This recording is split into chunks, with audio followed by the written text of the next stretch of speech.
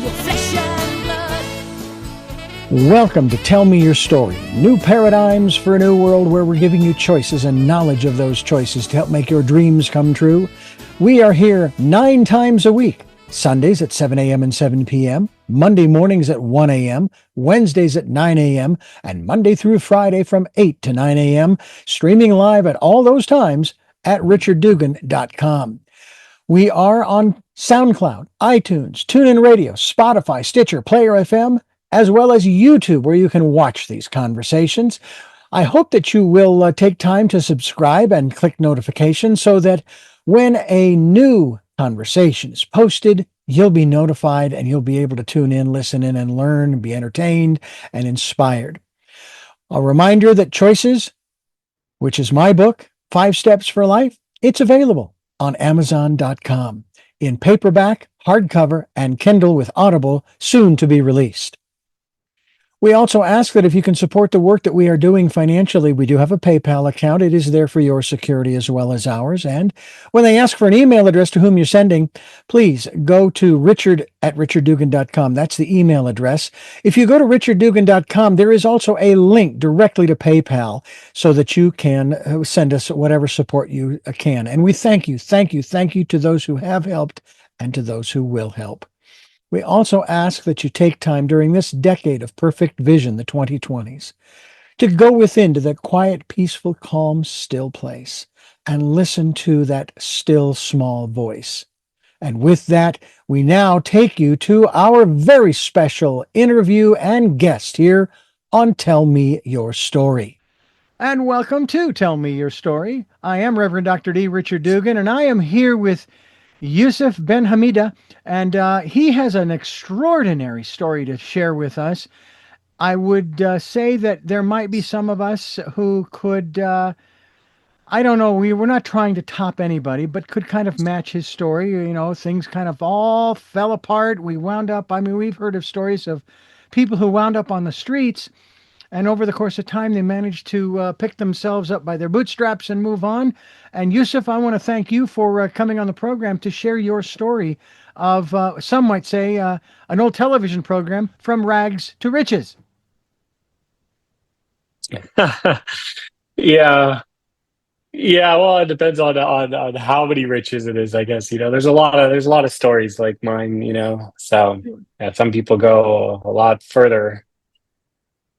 Right. So we'll start out by asking you what, from your perspective, makes your story unique. I mean, yes, it's about you, but you know, the thing is, I'm only 37, and God, it's like just been a war. It's just been like a total war and fight. Like a lot of the time, obviously, things are not going well. Whatever anybody sees, they might seem very nice, and somebody might have a spectacular life, but it's just like a daily war. You have days and weeks where you think everything's great, and then all of a sudden you're back to war every day. So, the original question was again, what's good about my story? It's just unique. I mean, nothing is ever as good as it appears. Whatever anybody thinks my life is like, it's not always so glamorous. Mm-hmm. It's very long hours. It's a fight every day. Obviously I've had a lot of ups and downs, crashes and failures and highs, lucky times, but it's just like a constant battle every day. That's kind of what my story is about. It's just like a constant fight. It never ends. And if you think it ends, then that probably is the start of a downfall. That's what I found. So. Well, when did you first begin this journey? We'll call it this fight. Okay. When did you first notice that it was a struggle? God, it's always childhood. So the normal. You could go all the way back to childhood, right? So I would say that for most adult men, you go to high school and then you go to college, and then you're kind of out on your own. You're dependent with your parents. They're kind of supporting you sometimes. Some kids get jobs earlier in life, and then after that, you're kind of on your own. You pay your own taxes. You do everything on your own. So really, the struggle was dropping out of college, not taking money from family anymore. So I was dependent on myself, and then I was, on the streets basically, just trying to survive for a very long time. And you never know how long it's going to last. So that's kind of the real starting point, because you can say childhood, but really you're dependent on your parents. You don't have to really worry about the bills typically. I mean, some kids don't have they're even in rougher situations. So yeah, so yeah. I understand. So let's talk a little bit about your life at the present moment. Now, according to the information that I have here, you are a CEO of Humboldt's Secret Supplies. You're a self-made millionaire, life strategist. You also, it says here, you're an investor, an entrepreneur, now an author, as well as a life strategist. Is this your first book? Yeah, it's my first book. Have you plans after writing this one and going through the publishing process and getting it out there and getting the word out? Do you have plans on maybe writing another? Maybe in like 10 years. Have a little more experience. So I think you only write a book when you have a really good story to tell. And you have the reason why I wrote is because if I just wanted to tell my younger self something and just say, here, just read this, there's what I learned in 35 years. Those are the main points. Don't do those things and you'll, save yourself a lot of pain. So I think once you kind of culminate a good enough story where you think, wow, this is really cool, and you feel proud of it, you would be happy to read it and you think it's good, then maybe put it together. People were saying to write a book a long time ago. I know it took a lot longer for me to culminate. Hey, now I think I have something to tell. So I don't know when that's going to be. Yeah. Well, tell me a little bit about your upbringing. I often start these interviews, these conversations, I should say, asking about your upbringing, but more specifically about your philosophical upbringing. How were you raised? Oh, very pretty strict family, Muslim family. My dad was from Algeria, so he is very religious. Tried to get me to pray 5 times a day, forced me to go to the mosque on Sunday school. They just really kind of pushed religion, and we're pretty strict. They were the more strict parents. My parents were known as very difficult to deal with. So, youngest of 4 boys, strict family. Probably taught me a lot of good lessons. You're told like what your parents tell you as a kid, you later find out in life, they were right for the most part. So, and so it wasn't necessarily a bad thing. Right, right. And I actually had a very interesting and wonderful conversation with a gentleman just the other day who produced it's the Audible Quran, which I was thrilled to be a part of. I'm one of the voices in that audio book presentation, and as of this conversation, it's coming out 22nd of August, and I love producing stuff like that. I used to produce radio theater back in my 20s and 30s. And I'm wondering if I may ask you, as a Muslim, how has that played in your life today? Are you still practicing? Yeah. Are you still, shall we say, devout in your own way? And again, I'm not. This is not a question casting judgment. I'm the last person to cast judgment on anybody, but I'm just curious about where you are today. So I never adopted the religion. I've never claimed myself to be a Muslim in any sense. I do think that there's some things going on in this universe, and there's some sort of universal power, whatever you may call it. But I don't know exactly what that is. So yeah, I've never, as I said, I've never claimed to be a Muslim or anything of the sort. So but a lot of the stuff that's in. Go ahead, please go ahead. A lot of the stuff that's in the Quran or the Bible, all the stories of, the tales, they tell stories and they what I don't exactly know how to say it, but the moral of the stories is to kind of make you a good person, to kind of they make good points. So whether you follow exactly what it says about this person or that person and these things happened, I think that that's not the main point of all these religions, but that's just my sense. But So where do you hail from now philosophically? What's your underpinning, your foundation? well, don't steal, don't cheat, don't do all the bad, don't do all the bad things. It'll come back. It'll come back at you. So the seven virtues are pretty good. If you can live by the seven virtues and stay away from the seven deadly sins, you're probably on a good trajectory, in my opinion. So Not bad, not bad. Now you're coming to us all the way from Greece, which is really kind of exciting in that respect because my wife and I, of course, we have this big desire to do some traveling ourselves. I'm curious about your interactions with people around the world as you've traveled, and of course, I'm curious as to how many different countries you have been into, even just a rough estimate. yeah, I haven't done a ton of traveling, maybe less than a dozen. I haven't done a lot of traveling, so that's probably why I'm here right now. I'm in Mykonos, so In Mykonos. Oh, wonderful. So I'm curious about your yeah. interactions with folks when you're sharing your story, even abroad, even in other countries where maybe there is a slight language barrier. Are you able to still connect with audiences in that regard or I individuals? don't know how deep I don't know how deep I really talked to them. I'll be honest. I haven't really had deep conversations with people as I've been traveling. It's been kind of moving very quickly, doing a lot of work on my laptop, exercising, running, playing tennis. So So is this traveling a more vacation for you today?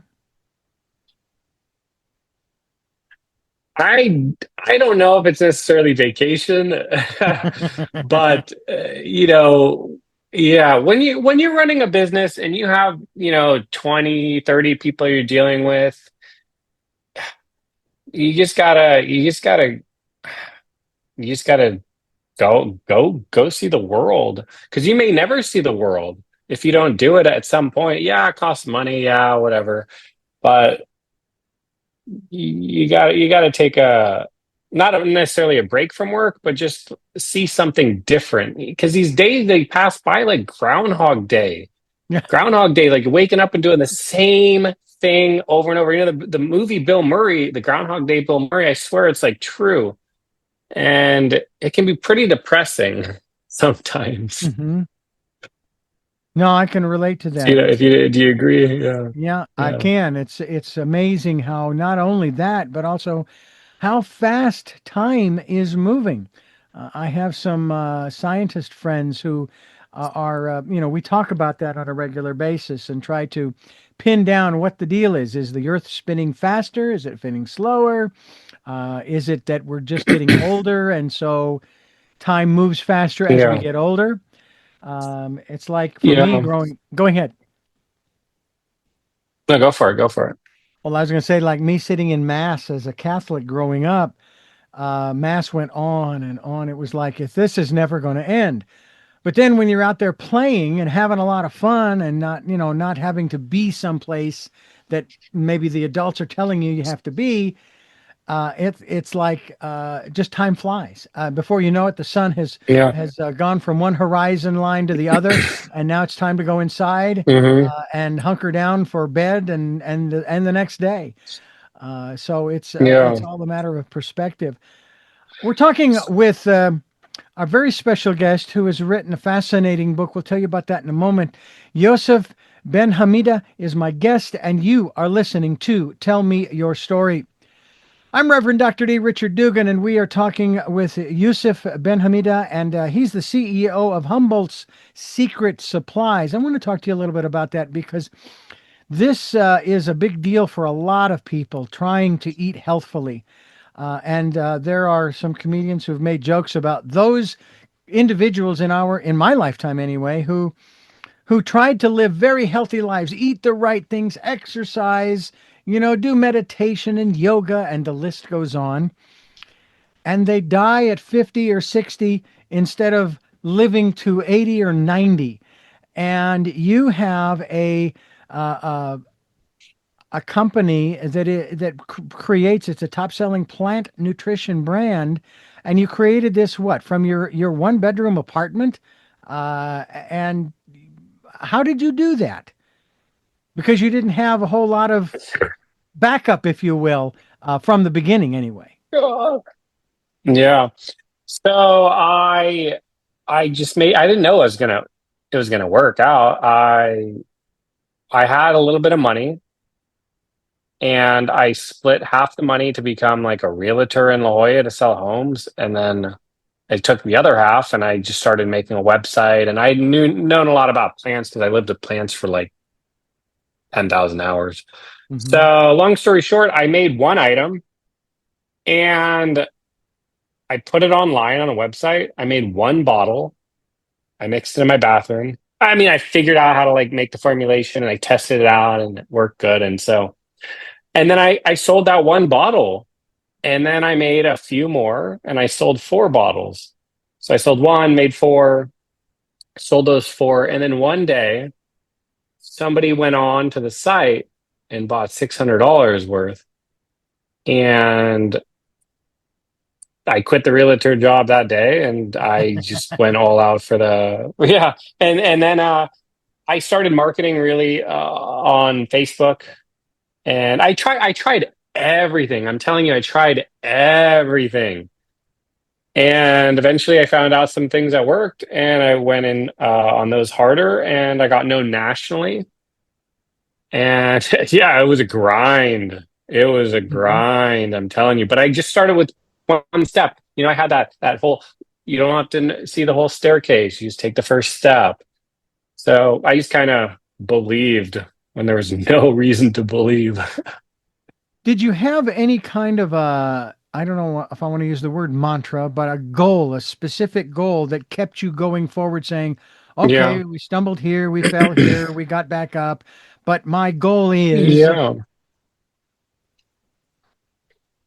Yeah, I had a number of goals. I had a set of goals of the amount of bottles I wanted to sell, the amount of gallons of liquid I wanted to sell of the product, the amount of stores I wanted to be in, the amount of customers I wanted to sell. I wanted like 10,000 people to buy my starter kit.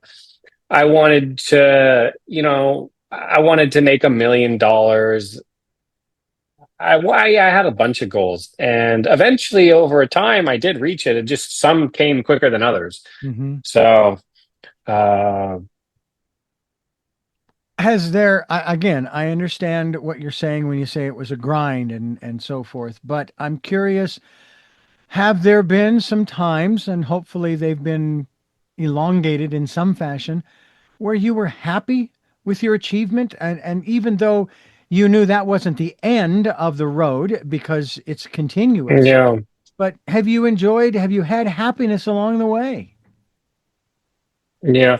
So I think that when something happens, you have this vision or this dream, something big, Hmm. and it actually happens. It's just so shocking that you actually made that happen in the world. So when that happens, it's really cool. It does go away because you get used to it, Hmm. but there are a lot of times where like my hair will stick up and it's like euphoric and it's like, whoa, is this really happening? Is Yeah. this really happening? And yeah, it can really happen if you never give up and you don't self-sabotage yourself. So there are definitely a lot of high moments, and there's definitely a lot of low moments. And so you obviously develop a very large resilience to things,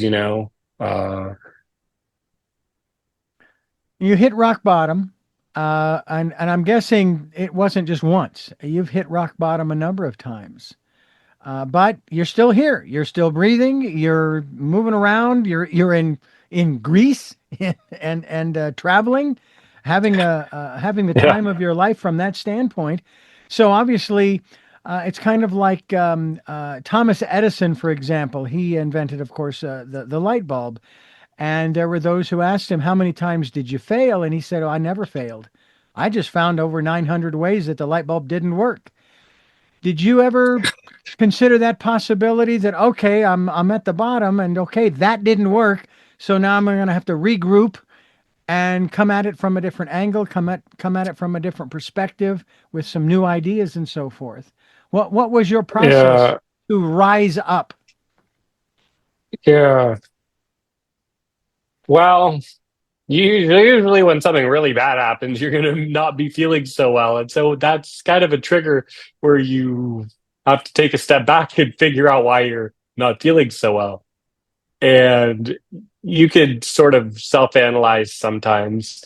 ChatGPT is actually really good now. It wasn't around all the time, but if you allow it to know you very well, now you can just tell it everything and ask it for the advice, and it'll come back and tell you that usually the truth if it has all the known variables, and it'll be kind of shocking. You'll be like, whoa, did that really happen? Really? And it's usually pretty true. But, I definitely have to take a step back and figure out why things went wrong.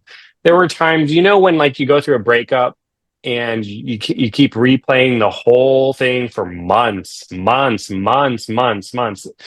because your mind's trying to figure out where you went wrong. Like what happened? Like what happened on the chessboard of life? Where did you go wrong?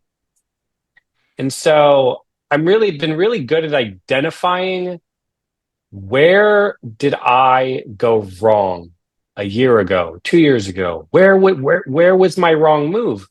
And sometimes it's usually different than what everybody else is doing. I made a move that a lot of other people are making. And so you have to really figure out like maybe I shouldn't be doing what everybody else is doing. They're all making this move. I'm not going to make that move again. So if you don't clog your mind with substances, your mind works a lot better. It can identify things. It's like it's like an engine, People are pouring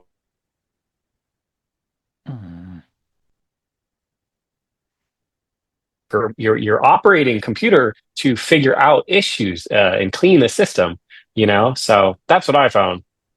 We're talking with a very special guest who's got a story that I think you'll be interested in. It's fascinating. YOUSEF Benhamida is my guest. His website is the same, yousefbenhamida.com. That's YOUSEFBENHAMIDA.com. We'll be linked to that website so that you can find out more as we continue here on Tell Me Your Story.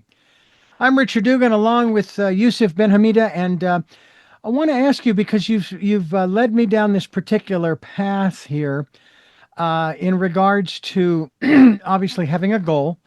One of my other regular guests on this program, his name is Dennis Henson. He wrote a book called Real Impact Daily Inspiration, and one of the keys that he talks about is that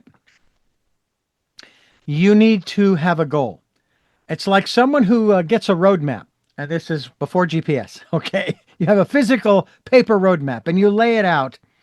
And he did this to his real estate students. Ironically, you were in real estate not long ago. And he says, here's this map. Where do you want to go? And the students look at him dumbfounded. What do you mean, where do we want to go? We don't know. He says, that's the point. You can have all of the maps and all of the directions and all of the guidance, but if you don't know where you want to go, it's all useless. It's all valueless. Well, can you talk to us about how, first of all, you talked about your goal and you wanted to create this product, but did you have any kind of a roadmap, or was it one of those, I'm flying by the seat of my pants, so to speak? So in my business, there's an important KPI, key performance indicator. It's the number of units that get sold. My goal has usually been a few things. It's been revenue, profit, and then obviously not losing my life having to deal with it. So basically, I'll have a revenue goal. Like I want to do $10 million in sales or $50 million in sales. And then I break it down. What's my average unit sale? how am I going to sell that many units? Do I have the capacity to make that many units? So yeah, I base a goal off of revenue and then I work backwards from that. I've always done that. And I've always done incremental goals. So yeah, what you're saying is accurate. I've never started anything without having like a find goal. Some things I've just given up on because I realized like, it's not worth it. It's not worth it, you know. So some other goals I got. So and you have to really pick what goal you want to go after because you sometimes you have to sacrifice. You have to sacrifice your whole life to reach some goals, in all honesty. Sacrifice relationships, sacrifice everything. So but yeah, what you're saying is true. It all starts with the end point of the goal. I'm here, I want to go there at some point in the future. And let's break this down like in every possible way. How am I going to get there? And then, you know, you start on the path and then you figure out things along the way. Oh, I didn't know that. And you get information. But what you're saying is accurate. That's kind of how you build a sort of a dream. $1 million, hot girls, and a Ferrari. YOUSEF Benhamida is my guest. And it's fascinating how you had all of this. So to speak. I don't know if necessarily you had the Ferrari. I assume you probably did. But then again, there are a lot of folks. I will tell you, I don't know if that was your favorite car or not. Strangely enough, my friend, mine was my second car. The first one was sold to me by a neighbor of mine. It was a Plymouth Fury 3. They call them land yachts, as it were. They're a huge car. And then I traded that in for a much smaller car. It was a Chevy Metro. I had only 3 cylinders. It was a 3. I went from V8 to V3. My brother used to joke that it was a roller skate, and I used to joke that 2 cylinders ran the air conditioning because I was living in Phoenix at the time, and the other one ran the car. But you, so to speak, you had it all. Like everybody is trying to have what's called the American dream, you know. 2 cars in every garage and a chicken in every pot, white picket fence. I mean, that was the image of the old, I'm going to say it was the old American dream. I don't know what the new American dream is. Do you have any idea of what that means? The American dream? What is it to you? The American dream. Well, it's probably changed a little bit, probably from all the Instagram and social media. And it probably also depends on, you know, if you're a man or a woman. Probably both typically may want different things. But for you, but for me, I mean, financial freedom is pretty important to me. After that, it makes a lot of things easier. Without it, it can kind of constrict you. I think I haven't really been looking at social media as much. I don't have Instagram, so I don't see it as much. But I mean, last time I checked, for the most part, it's very materialistic, at least in the United States. What's your? Can I ask what your relationship is these days with your family? It's fine. My relationship is fine with my family. I talk to them. Is your relationship with your family important? Does it rank up there as far as say the American dream? American dream. So so when you go after big dreams, you have to sacrifice time with family. I can't take all their calls, and you have to sacrifice sometimes time with family when you go after what you want. So yeah, everybody wants different things, whether you want to spend time with your family. A lot of people say family is the most important thing.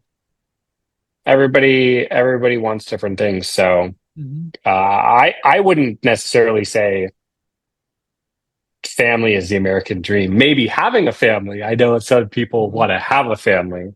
And how about you? White picket fence.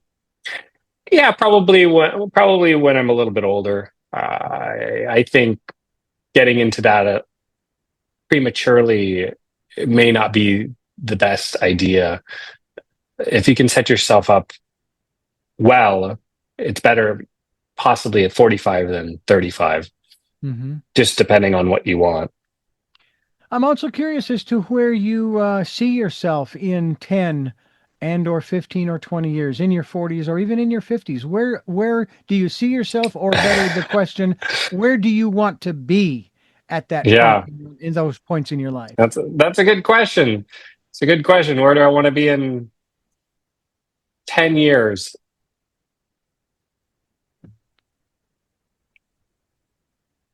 I think that if I'm not doing 50 to $100 million in revenue, and I don't have pure financial freedom, I don't think I would be very happy.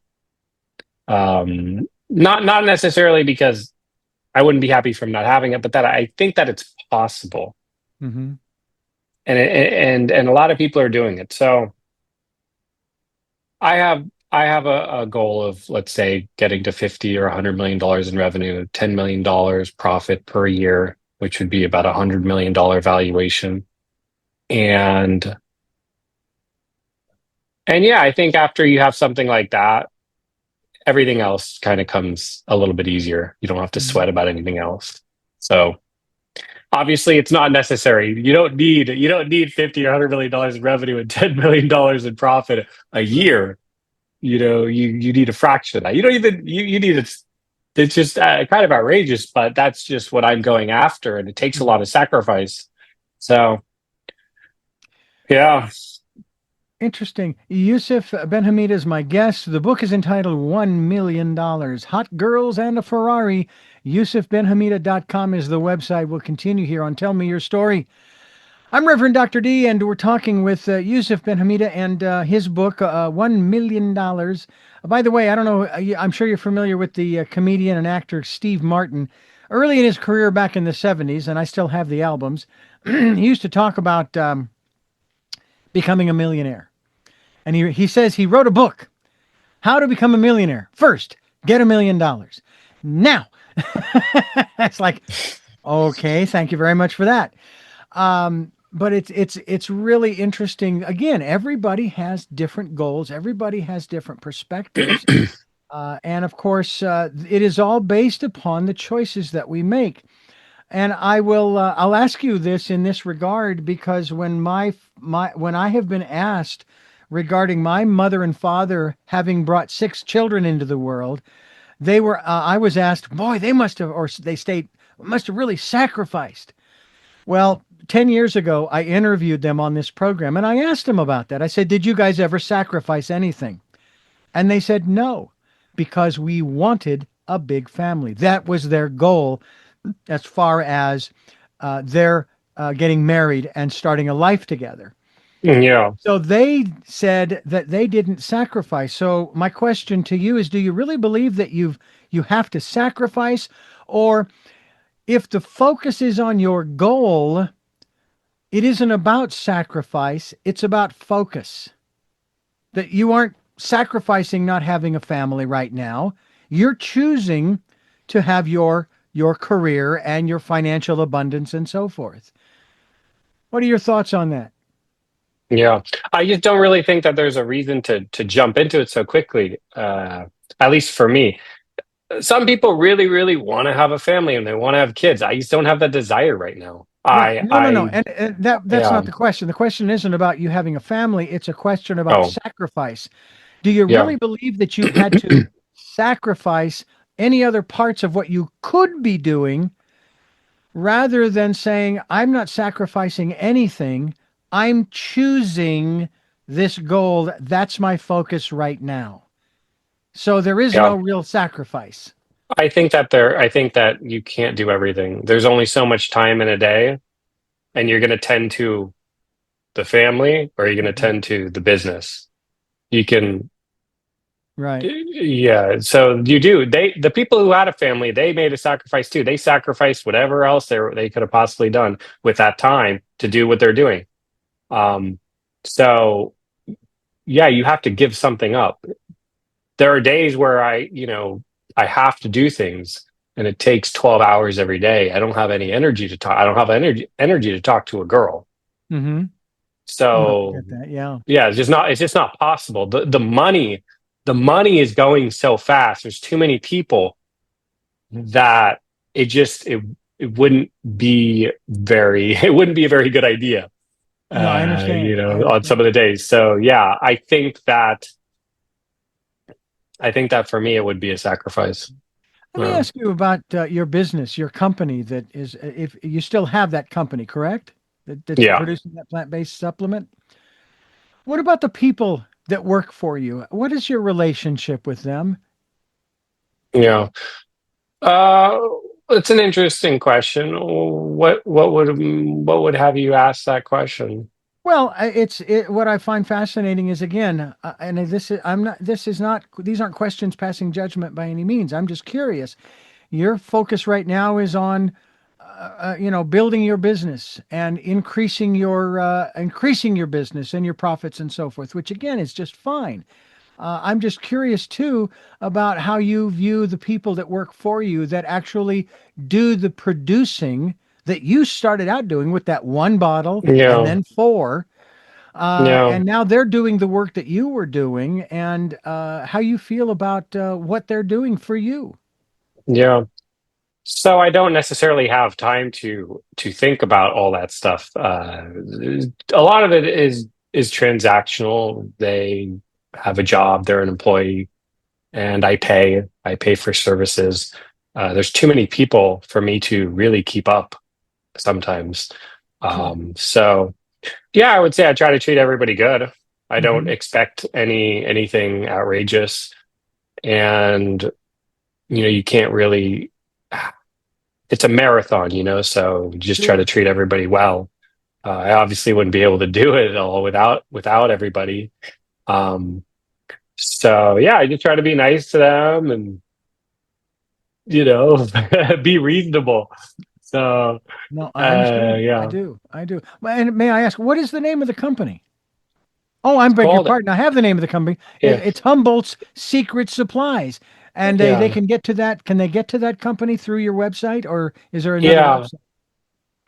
website? Humboldt Secret Supply is the website, yeah. And so we make plant food. Mhm. It's actual like a liquid plant food for plants. It's not like a supplement. You don't eat it.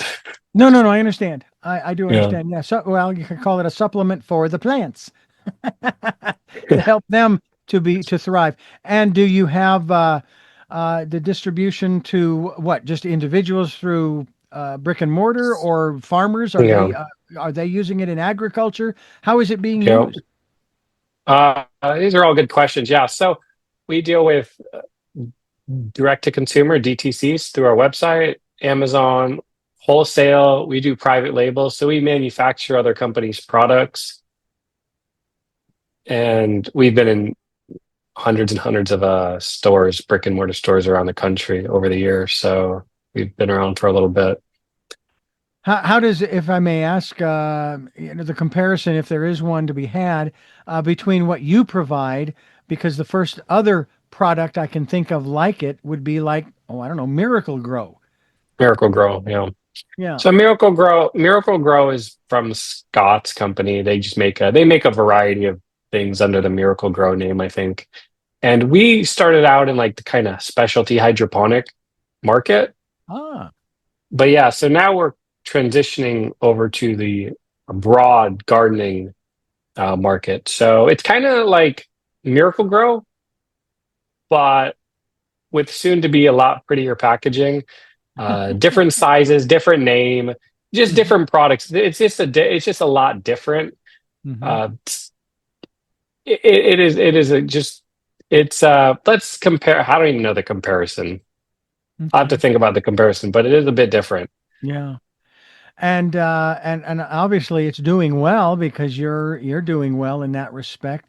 How did you? I'm always curious about this when I watch television or even some of the movies where they'll break in with a commercial at the beginning or trying to sell you stuff, and I'm always curious as to who named that, who was authorized to name that product that, because that just doesn't resonate with me. What is Humboldt? Where did the Humboldt secret Uh, supplies come from? yeah, yeah. So I started out making the one product. I made one good additive. It was called Golden Tree. And I said, well, let's call it Golden Tree. It turns trees to gold. And plants are sometimes referred to as trees. So big plants are sometimes called trees. So Golden Tree was a good name. And so I thought, okay, well, what's the company name? Well, let's call it Humboldt's Secret Golden Tree. So it's supposed to be, I wasn't necessarily trying to make the company name Humboldt's Secret. I was just trying to call the product, what's Humboldt's Secret? Humboldt's Secret is Golden Tree. That's how they that's how they grow so much. And that's why they're such good growers, because they have the secret. It's Golden Tree. What is Humboldt's Secret? So anyway, so then after I made that product, Humboldt's Secret Golden Tree, I made a couple more products, and I'm like, hold on a second. Well, now what do I do? Well, let's call it Humboldt's Secret Supplies. Yeah. So the company's real name is HS Supplies, abbreviated, and then so that's the origin of it. Because when where did Humboldt come from? So Humboldt is known as the land that grew a lot of flowers. Anyway, so Humboldt is known as a county in California that is very well known for growing very, very good stuff. So as a kid, yeah, so that's where I came up from. Yeah, Humboldt Secret Supplies. Humboldt Secret Supplies, the company CEO, is with us here. YOUSEF Benhamida is my guest, and YOUSEF Benhamida is the website, yousefbenhamida.com. And we certainly hope that you will make a trip online. Did I mispronounce something there? Nah, you're pretty good. You definitely. All right. Well, we're going to pause here and just let you know you're listening to Tell Me Your Story. It's a program designed with new paradigms for a new world, giving you choices and knowledge of those choices to help make your dreams come true. I am your host, Reverend Dr. D. Richard Dugan. Stay tuned. This is Tell Me Your Story. We're here with YOUSEF Benhamida, and we're talking about the work that he has done, as well as a book that is available for you to pick up. And we certainly hope that you will go to your local bookstore. I'm sure it's available. Or you can go to Amazon and you can get a copy of, it's based upon this is kind of an interesting phrase here at the top of the book. It says, based on a true story. Well, I stand to... I'm curious because it's your story. So it is a true story. $1 million, hot girls, and a Ferrari. And once again, I'm always curious as to how certain things are named and so forth. And I'm curious as to why the publisher put that at the top of the book. It's like, well, wait a minute. It's your story, YOUSEF. Yeah, it's not based upon a true story. It is. I mean, unless it's a novel. It's your memoir of sorts, right? Yeah. Yeah, I just, some information was changed in it slightly, so it's based on a true story. It's not but yeah, it's close. It's close. Sort of, some names have been changed to protect the innocent. Yeah, something like that. Yeah. How long did it take for you to, I guess, first of all, why did you feel the need to write the book in the first place? Yeah. Because $1 million hot girls and a Ferrari is what 99% of guys want that are young, starting out. If you ask any kid, you want $1 million, you want a hot girl, you want a Ferrari, of course. It's like, it's the trifecta. Yeah. And so I got all of that stuff, and I lost some of it and got some of it back. But I just had a lot to write about, and things were just coming at me. Yeah, it kind of zoomed in my head. $1 million hot. I was just seeing it all on Instagram, and everybody just kept repeating $1 million, a Ferrari, hot girls. And I'm like, oh, hold on a second. I could write a pretty good book on that and turn it into a memoir. So I think there's a lot of lessons in it too, to be honest, for guys, but whether or not they read it, it's up to them. We hope they do. Is it available in Audible yet? Yeah, I made the audiobook. It's available on audiobook on Audible and Amazon. I love checking those out. As an audio engineer and a broadcast producer, I always like listening to the books, not just for the read, as far as what's being shared, but also from a technical standpoint. That's where I come from all the time. That's why it's hard for me to watch television and movies, because I'm always in sort of the evaluation mode. Yeah. Yeah. One of my favorite artists put out an album back in the I think it was the early 70s, and I'm listening to this and I'm going, wait a minute, his voice is distorted. They had the volume turned up a little too high, and most of the song was proper in its volume, but every so often it would get fuzzy because it was, the volume was too loud. I'm thinking, who the heck was the engineer on this one, But the music's beautiful. I love listening to it just the same. So I'll be looking forward to going to Audible and getting your book. And once again, folks, the book is entitled $1 Million, Hot Girls, and a Ferrari. I want to ask you three final questions. We're just about out of time here, but I want to ask you the three questions that I ask all of my guests at the end of every program. But I want to first thank you for being a part of what we're doing here to hopefully educate and inspire and uplift people to know that it is possible, no matter what obstacles come your way, no matter how far down the well you go, there is a way out, and you found it. And it sounds to me like you found it actually multiple times. So thank you for sharing that with us today. Sure. Yeah, no problem. I want to thank you folks for listening to and watching Tell Me Your Story, New Paradigms for a New World, where we're giving you choices and knowledge of those choices to help make your dreams come true. We're here on Sundays at 7 a.m. and 7 p.m., Monday mornings at 1 a.m., Monday through Friday at 8 a.m., and Wednesdays at 9 a.m., streaming live at all those times at richarddugan.com. We're on SoundCloud, iTunes, TuneIn Radio, Spotify, Stitcher, Player FM, Blueberry, iHeartRadio, Amazon Music, and we're on YouTube, where you can watch these conversations, and we hope that you will subscribe and click notification.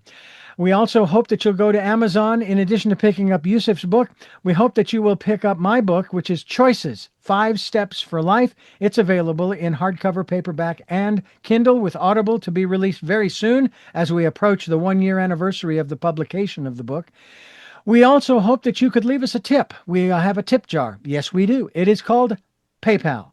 And there are links on richarddugan.com to Amazon and PayPal for you to participate in the work that we are doing here at Tell Me Your Story.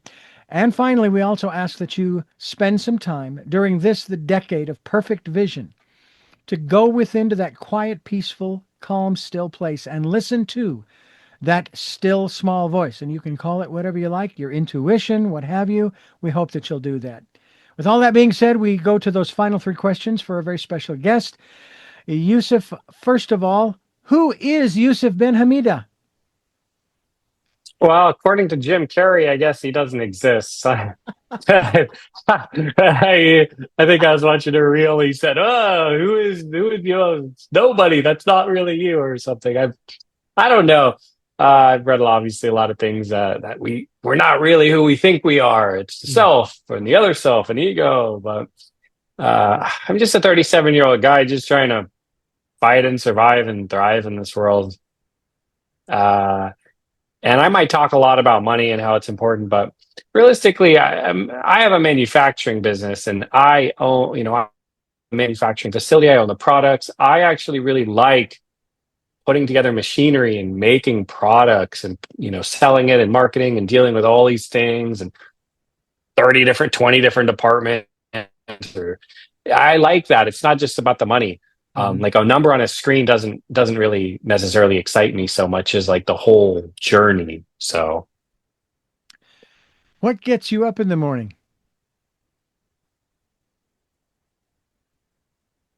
Yeah, a lot of things usually.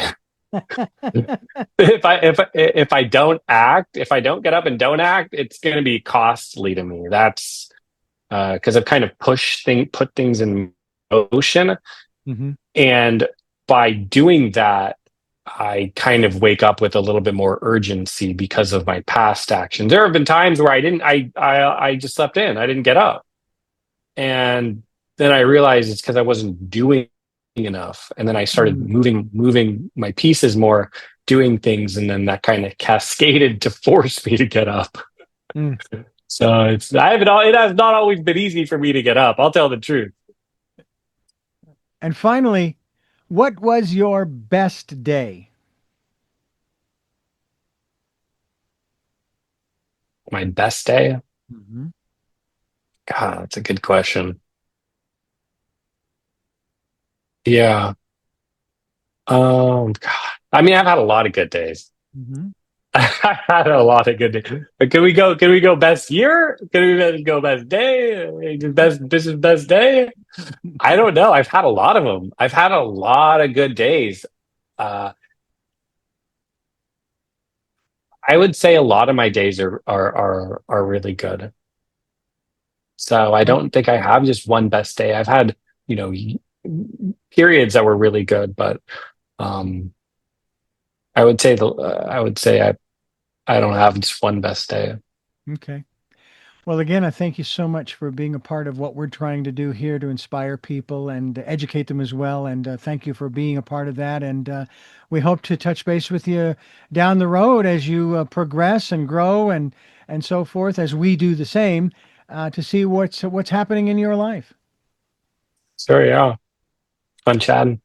Thank you very much. And I thank you for listening to and watching Tell Me Your Story. And until our next broadcast, podcast, videocast, love Talal. Jeanette, I'm still listening. Dad, continue to be happy because I am. Smokey, I'll see you on the other side. Mike, thanks for letting me be in your life. And to my dear friend Zorro, aho, aho.